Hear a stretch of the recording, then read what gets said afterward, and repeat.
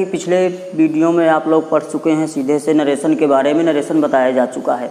तो आज हम आपको बताते हैं वॉइस के बारे में चर्चा करते हैं। वॉइस हमारी क्या होती है, वॉइस कितने प्रकार की होती है। तो देखिए वॉइस जो होती है हमारी दो प्रकार की होती है, एक्टिव वॉइस यानी कर्तवाच्य, पैसिव वॉइस यानी कर्मवाच्य। एक्टिव वॉइस को कर्तवाच्य कहते हैं हिंदी में, पैसिव वॉइस को कर्मवाच्य कहते हैं। अब देखते हैं एक्टिव वॉइस हमारी होती क्या है।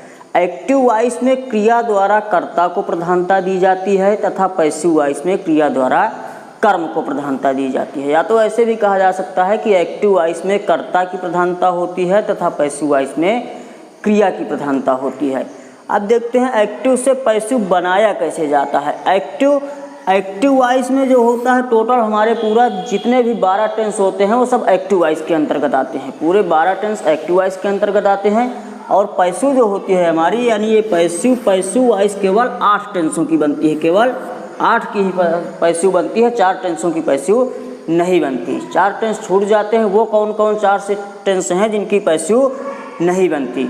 एक तो तीनों के परफेक्ट कॉन्टिन्यूअस टेंस यानी present perfect continuous, past perfect continuous, future perfect continuous और चौथा फ्यूचर कॉन्टिन्यूअस। इन 4 टेंसों की पैसिव नहीं बनती है, बाकी 8 टेंसों की बनती है। फिर से एक बार देख लीजिए कौन कौन टेंस हैं जिनकी नहीं बनती। Present perfect continuous, past perfect continuous, future perfect continuous और फ्यूचर कॉन्टिन्यूअस। इन 4 टेंसों की पैसिव नहीं बनती है। पैसिव बनाने का बहुत ही सरल तरीका होता है, सीधे से सबका बिल्कुल सेम तरीका होता है। केवल और केवल हेल्पिंग वर्ब बस हमारी बदलती रहती है।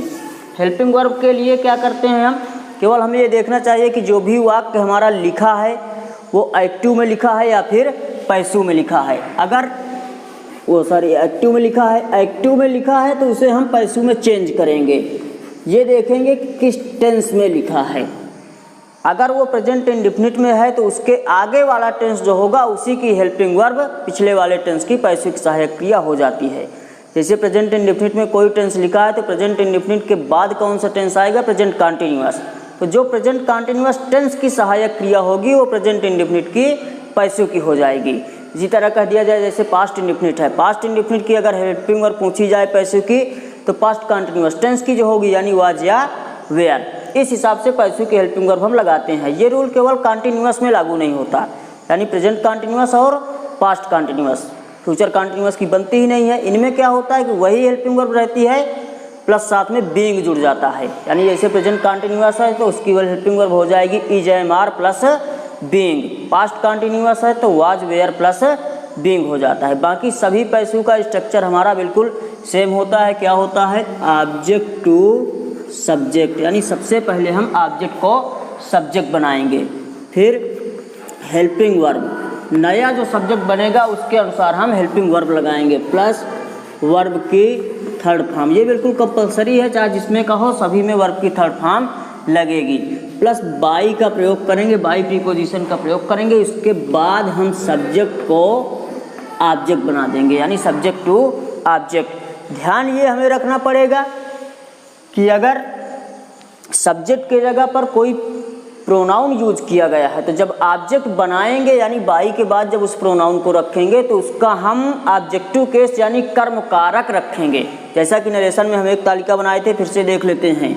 जैसे क्या था, nominative case, possessive case and objective case. यानी ये होता था कर्ता कारक, संबंध कारक और ये कर्म कारक। तो देखिए जैसे इसमें है कर्ता कारक में सीधे से आई, माई, मी, वी, आवर, अस, ये क्या है हमारे फर्स्ट पर्सन में आते हैं। यू, योर, यू, ये सेकंड पर्सन में आएगा। He, his, him, she, her, her, it, its, it, they, their, them, ये थर्ड पर्सन में आएंगे। तो इस स्ट्रक्चर के अनुसार हमें बनाना है, लेकिन ध्यान ये रखना है कि पैसिव हमारी उसी की बनेगी जो हमारा सकर्मक क्रिया का वाक्य होगा, यानी ट्रांजिटिव वर्ब का जो वाक्य होगा उसी की पैसिव बनेगी, जो इंट्रांजिटिव वर्ब का वाक्य होगा उसकी पैसिव नहीं बनेगी। अब कैसे जान पाएंगे कि ये वाक्य हमारा सकर्मक क्रिया का है या फिर अकर्मक क्रिया का है? सकर्मक क्रिया यानी जिसके साथ कर्म लगा हो, अकर्मक क्रिया इंट्रांजिटिव वर्ब जिसके साथ कर्म ना लगा हो। उसमें हम देखने के लिए, उसको पहचानने के लिए सीधे से करते हैं, वर्ब में हम क्या या किसे का प्रश्न कर देते हैं। क्या या किसे का प्रश्न करने से अगर कोई आंसर मिल रहा है तो समझ लेंगे कि उस वाक्य में हमारा ऑब्जेक्ट है, अन्यथा की स्थिति में फिर नहीं है। तो जैसे देखिए आगे हम चलते हैं, प्रेजेंट इंडेफिनिट के लेके चलते हैं शुरुआत से। प्रेजेंट इंडेफिनिट जैसे है तो यहाँ पे हेल्पिंग वर्ब हम या तो ये रखें या तो सीधे से ये भी कर सकते हैं कि इज, एम, आर, इन तीन में से किसी एक को लगाना है। जैसे अब हम देखते हैं, कोई एग्जांपल लेते हैं, जैसे कह दिया जाए he writes a letter, he writes a letter, वो एक पत्र लिखता है। अब इसे में देखेंगे कि ऑब्जेक्ट है या नहीं है। वो क्या लिखता है? पत्र लिखता है। तो इसके पहले ही बताए हैं कि क्या या किसे का प्रश्न कर देंगे तो हमारा ऑब्जेक्ट मिल जाएगा। तो ऑब्जेक्ट क्या है? A letter. चूँकि स्ट्रक्चर कहता है हमारा सबसे पहले ऑब्जेक्ट को सब्जेक्ट बनाएं, सबसे लास्ट में हमारा मिल रहा है ऑब्जेक्ट क्या है? A letter. तो ए लेटर को हमें ऑब्जेक्ट बनाना है, तो ऑब्जेक्ट है, इसे सब्जेक्ट बनाना है, तो सबसे शुरू में रख देंगे ए लेटर। अब नया जो सब्जेक्ट बनेगा उसके अकॉर्डिंग हमें इज, एम, आर में से कोई एक हेल्पिंग वर्ब चूज करना है। तो नया सब्जेक्ट बना हमारा ए लेटर, ए पहले से लगा है अर्थात एक पत्र, तो एक पत्र सिंगुलर नंबर है तो सीधे से लगाएंगे इज, ए लेटर इज।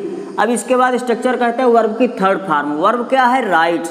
तो राइट्स की थर्ड फॉर्म क्या होती है? रिटेन। तो ए लेटर इज रिटेन। फिर इसके बाद बाई प्रीपोजिशन का यूज करते हैं, तो बाई। अब ही है, हमने बताया है कि जब सब्जेक्ट को ऑब्जेक्ट बनाएंगे तो उसका ऑब्जेक्टिव केस रखेंगे। तो ही हमारा कहाँ? ये है, तो इसका ऑब्जेक्टिव केस रखना पड़ेगा। ऑब्जेक्टिव केस क्या है? हिम। तो इसका ऑब्जेक्टिव केस यानी हो जाएगा रिटन बाई हिम। वही नहीं कर देंगे कि जैसे ऑब्जेक्ट को सब्जेक्ट बनाते समय लास्ट से उठा के शुरू में कर देते थे, तो इसे शुरू से उठा के लास्ट में कर देंगे। उसका ऑब्जेक्टिव केस रखेंगे अगर कोई प्रीपोजिशन प्रोनाउन आया है तो।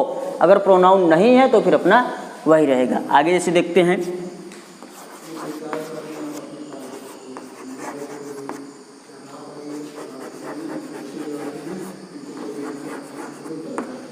ये जैसे लिखा है सी ईट्स मैंगोज। सी वो ईट्स खाती है, मैंगोज आम, वो आम खाती है। अब इसे जब हम चेंज करेंगे तो इसे जब बनाएंगे तो इसमें ऑब्जेक्ट क्या है? मैंगोज। तो मैंगोज को हम सब्जेक्ट बनाएंगे अर्थात सबसे शुरू में ले आएंगे। तो ये बना दिया हमने मैंगोज।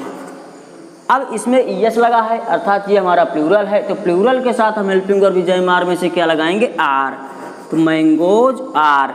अब वर्ब की थर्ड फॉर्म, वर्ब क्या है? ईट। तो ईट की थर्ड फॉर्म रखेंगे eaten. Mangoes are eaten. By preposition का यूज करेंगे बाई। अब सब्जेक्ट क्या है? सी। तो सब्जेक्ट को ऑब्जेक्ट बना देंगे सी। सी का कौन सा कारक रखेंगे? कर्म कारक, यानी ऑब्जेक्टिव केस क्या हो जाएगा? हर। तो ये हो गया हर। अब इसके बाद देखते हैं एक अलग टाइप का जो जैसे होता है, जैसे कह दिया जाए ही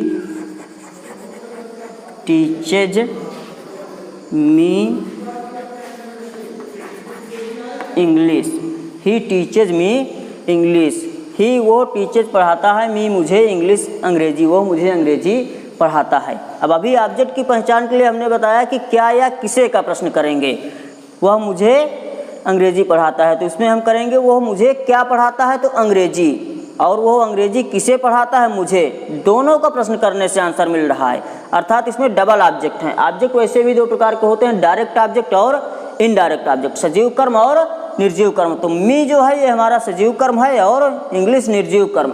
तरीका क्या होता है, चाहे ट्रांसलेशन में हो चाहे इसमें हो, तरीका ये होता है कि सबसे पहले हम सजीव कर्म को रखते हैं, लेकिन अगर भूलवश कहीं हम निर्जीव कर्म को रख जाते हैं पहले तो भी वाक्य हमारा गलत नहीं होता। फिर सजीव कर्म रखने के पहले हम टू या फार का प्रयोग कर देते हैं। जैसे ये वाक्य है हमारा ही टीचेज मी इंग्लिश। पहले तो हम अपने रूल के अकॉर्डिंग चलेंगे, यानी मी है हमारा सजीव कर्म, तो इसे हम सब्जेक्ट बनाएंगे। अब ये भी ध्यान रखना है कि अगर ऑब्जेक्ट के स्थान पर ऑब्जेक्टिव केस आएगा तो फिर जब सब्जेक्ट बनाएंगे हम उस प्रोनाउन को तो उसका सब्जेक्टिव केस यानी नॉमिनेटिव केस रखेंगे। तो मी है तो मी का नॉमिनेटिव केस क्या है, ये यहाँ जैसे मी मिल रहा है, मी का नॉमिनेटिव केस क्या है, आई। तो जब सब्जेक्ट बनाएंगे तो सीधे से हो जाएगा आई, ये हो गया आई। अब आई के साथ हेल्पिंग वर्ब क्या लगाएंगे, एम, आई एम। फिर इसके बाद वर्ब की थर्ड फॉर्म टाट। देखिए डबल ऑब्जेक्ट वाले में क्या होता है कि एक ऑब्जेक्ट तो हमारा शुरू में आ जाता है, दूसरा ऑब्जेक्ट जो होता है उसका स्थान जो रहेगा वो बिल्कुल निश्चित है, वर्ब की थर्ड फॉर्म के बाद ही रखा जाएगा। तो वर्ब की थर्ड फॉर्म आ गई। अब दूसरा ऑब्जेक्ट क्या है, इंग्लिश। तो आई एम टाट इंग्लिश। इसके बाद बाई प्रीपोजिशन का यूज करेंगे, बाई ही का कर्म कारक हिम। या तो ऐसे किया जा सकता है या तो इसका दूसरा भी बन सकता है कि मान लो पहले हम निर्जीव कर्म रख जाएं, तो जैसे इंग्लिश से बनाते हैं तो इंग्लिश से बनाया जा सकता है इंग्लिश। अब इंग्लिश हमारा सिंगुलर बनेगा, इंग्लिश इज। वर्ब की थर्ड फॉर्म टाट। अब पहले हमने निर्जीव कर्म रखा तो फिर सजीव कर्म रखने के पहले अब क्या रखेंगे, टू लगाना पड़ेगा। टाट टू मी बाई क्या है, ही है हिम। डबल ऑब्जेक्ट आएंगे तो फिर ऐसे होगा। आज आप लोगों को साधारण का बताते हैं, फिर इसके बाद थोड़ा एक्सरसाइज देते हैं, इसका प्रयास करिएगा, फिर आगे बताते हैं।